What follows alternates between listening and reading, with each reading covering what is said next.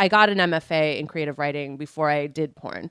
So writing was always what I did, and I will continue to do that. Let's back up to that. Where did you go to school? I went to school at Fresno State University, which has one of the best poetry programs in the country. The last two poet laureates of the United States came out of that program, Juan Felipe Herrera and Phil Levine. Amazing. So I went in for poetry, did that, decided right at the last minute.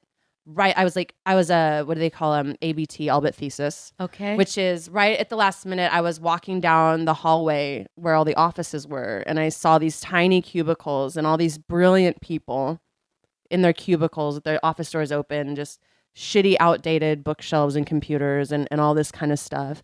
And I realized that was where you were supposed to be. Yeah. Like, well, I mean, I just realized that it's like, you don't really think about what it's all for. It's like, oh, I'm going to be a writer. And I realized, oh, but to survive in between writing gigs, you teach.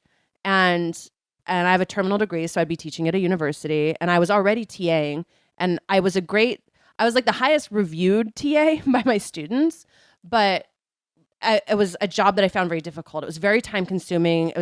I worked it out I was getting like $3 an hour because when you did lesson plans, lectures, office hours, grading tests, and tests.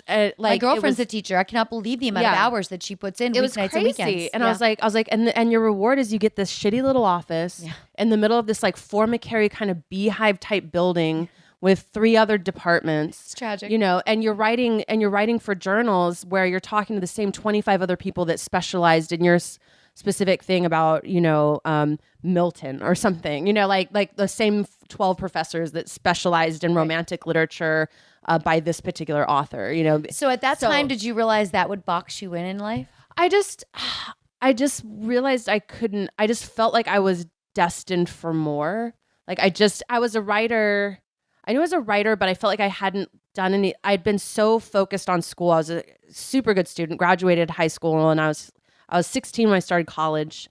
Like I was very focused because we were poor. And my mom always taught me that the only way out of poverty was through an education, and you could not rely on men, because I was in a very poor neighborhood surrounded by single mothers. Yeah. So what I learned was like the idea that a man will take care of you, that you'll go off and marry a man, is very short-sighted, because they can leave you at any time. So you can't rely on that. Nope. So I was taught that. Rely on yourself. So I didn't. Great of your mother to embed that into you, because that made you a better person. It made you a curious person. It made me very strong. But and very disciplined. But to be a great writer, you also need to have great experience. Yes. And so I realized like that was the missing thing.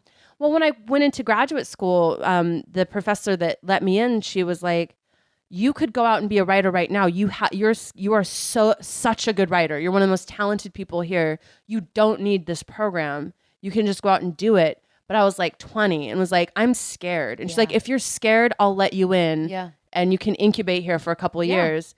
And when I left, she sent me an email like 6 months after I left, and was just like, I'm glad. I hope you're okay. Like, I don't know what you're doing, but I'm glad that you didn't finish, basically. This is the life I chose.